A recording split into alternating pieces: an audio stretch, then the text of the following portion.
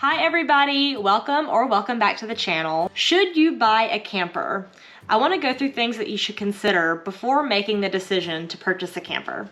First things first, how often do you actually plan to use it? You have to consider the money that you're going to be spending on it.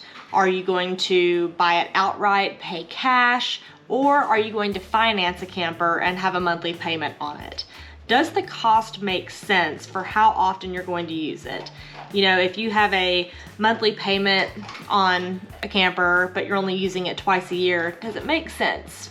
And you also have to consider, if you're gonna be buying a towable camper, do you have to upgrade your vehicle? That's a whole other cost that you have to factor into that. You know, the Kia that I had before the SUV that I have now, it would not haul much. So I had to upgrade my car to get the camper that I bought. So that's a whole added expense. I almost had that car paid off and then I had to go buy another car. And sticking along the lines of cost, are you prepared for the extra costs that come after you make the purchase? It's not just like you purchase a camper and that's it. No, you've got insurance, maintenance, accessories, you have, you know, your essential consumables like cleaning products, toilet paper, all those kinds of things you have to continuously buy for the camper. Dishes that you have to buy. There's a whole lot of stuff to factor in. It's, you know, not just you buy the camper and that's it. Are you going to be staying in campgrounds a lot? There's campground costs. There's extra fuel cost whenever you're hauling a camper because you have all that extra weight that you're pulling. Or if you're buying a drivable camper, you know, a Class C, a Class A, a B van, sometimes the gas is gonna cost you more than it would in your daily driver. Are you sure that you even like camping or glamping? You know, maybe you want to rent a rig before you buy.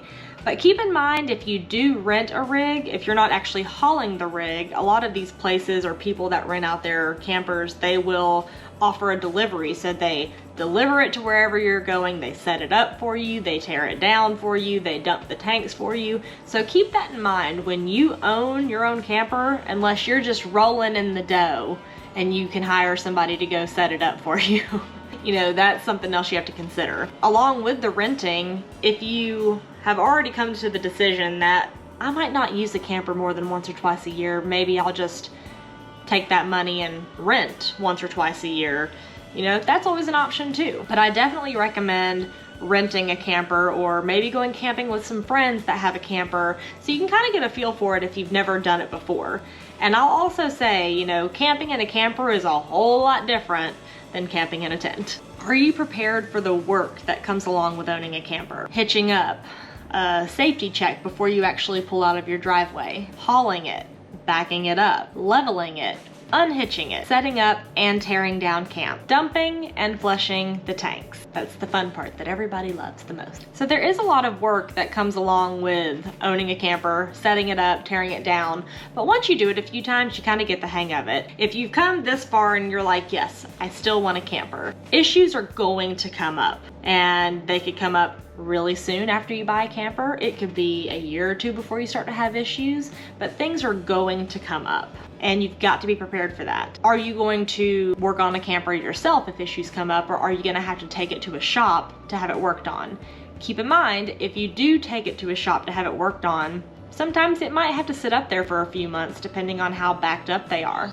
And as far as the extra cost goes with maintenance, there's a lot of work that's involved with that too. Checking seals, checking your AC, you know, there's a lot that goes into it. I've honestly yet to do it to my camper, but I have a checklist put together of things that I've got to go through because I didn't do it last year after my first year of owning my camper.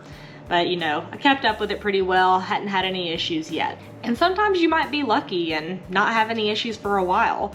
My first camper that I had, the Happier Camper, I had to have warranty work done on it pretty quickly. And I honestly think that that's the norm for a lot of campers and camper companies.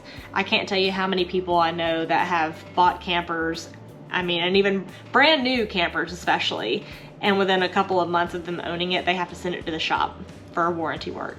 I've been extremely lucky with my Horizon that I have not had to have any warranty work done yet. I've had a couple of things that have broken or gone wrong, but it's things that aren't really important to me, like the light switch and the tongue jack.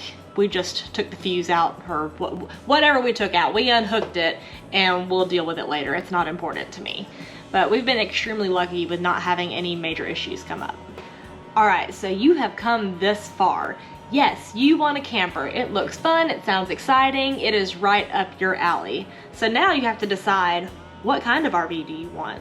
A pull behind, a fifth wheel, pop-up campers, truck campers, Class B, Class C, Class A. There are so many options out there. There are many things to consider, but in my opinion, there are so many benefits to owning a camper. And we're gonna be going through that in next week's video. So y'all, please be sure to like this video, subscribe for more content, hit the notification bell so you are notified every time I post. Thanks for being here. Bye y'all.